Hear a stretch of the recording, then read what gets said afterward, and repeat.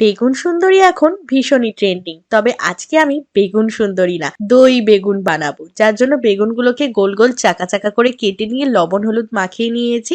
এবারে তেলে ঝপাঝপ করে বেগুনগুলোকে ভেজে নেব। তোমরা চাইলে কিন্তু লম্বা লম্বা করেও বেগুনগুলোকে কাটতে পারো। আর বেগুনে যদি তোমাদের অ্যালার্জি থেকে থাকে তাহলে কিন্তু এটা পটল দিয়েও করতে পারো। টেস্ট কিন্তু গ্রেভির অ্যাজ ইট ইজ সেম থাকবে। এবারে তেলের মধ্যে একটু পেঁয়াজ কুচি দিয়ে দিলাম, তারপরে দিয়ে দিচ্ছি বাদাম কাঁচা লঙ্কা বাটা, চাইলে একটু পোস্ত বাটাও দিতে পারো। তারপর দিয়ে দিচ্ছি টক দই। দই বেগুন বলে কথা, দইটাকে নুন চিনি দিয়ে ফেটিয়ে রেখেছিলাম। হলুদ গুঁড়ো বাদ দিয়ে জিরে লঙ্কা গুঁড়ো পরিমাণ মতো লবণ চিনি দিয়ে কষিয়ে জল দিয়ে তারপর ভাজা বেগুনগুলো দিয়ে দিলাম। চলো লাঞ্চ টাইমে দেখা হচ্ছে। চলো আজকে লাঞ্চের মেনুগুলো তোমাদের সঙ্গে শেয়ার করি। আজকে আছে সাদা ভাত, তারপরে আছে এটা হচ্ছে স্পেশাল মেনু আজকে, তাই তো? দই বেগুন, মানে দই দিয়ে বেগুন, মানে এটাও নিরামিষ কিন্তু একদম নিরামিষ। আর এটা হচ্ছে কুমড়ো আলু সয়াবিনের নিরামিষ। আর ওই বাড়ি থেকে মা পাঠিয়েছে, এটা দেখি দাও, এটা দেখি দেবো। আর এটা হচ্ছে আমাদের সকালের সেই চানা মশলা ছিল, যেটা, ওটাই আছে পেঁয়াজ, আর এটা হচ্ছে পেঁয়াজ তারপরে আছে। আর আজকে ওই বাড়ি থেকে মা পাঠিয়েছে কই মাছ দিয়ে বাঁধাকপির তরকারি। এই জন্য আমরা আজকে মাছ করিনি, আমাদের নিরামিষ হয়েছে। আর ওই বাড়ি থেকে মা মাছ পাঠিয়েছে।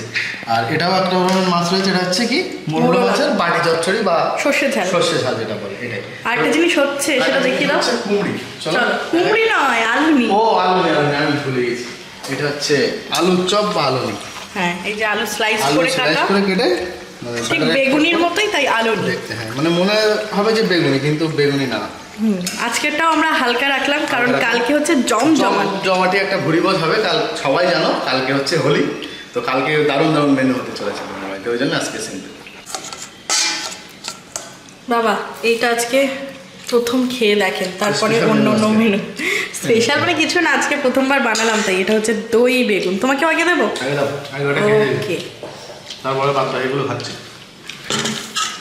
দেই দাও। রান্নাও খুব সহজ মনে হয় নাকি? হ্যাঁ, একদমই সহজ। আর একটুখানি কষা কষা করলে ভালো হয়েছে। ভালো হয়েছে তো। একটু বেশি টক টক লাগছে কি? সামান্য একটু টক, যেহেতু দই দেওয়া তো। টক দই না, ওই জন্য টক। হ্যাঁ, মিষ্টি দই দিলে তো হবে না, মিষ্টি হয়ে যাবে। একটু অন্যরকম, মানে বেগুন সবসময় ভাজা বা চচ্চড়ি খাওয়া হয়, এটা একটু দই দিয়ে একটু অন্যরকম। ঠিকঠাক। মাঝে মধ্যে একটু স্বাদ বদল করতে হয়। সবার ভালো লেগেছে, এটাই ভালো কথা। ভালো আছে। আর লুকিং ওয়াইজ তো এরকম।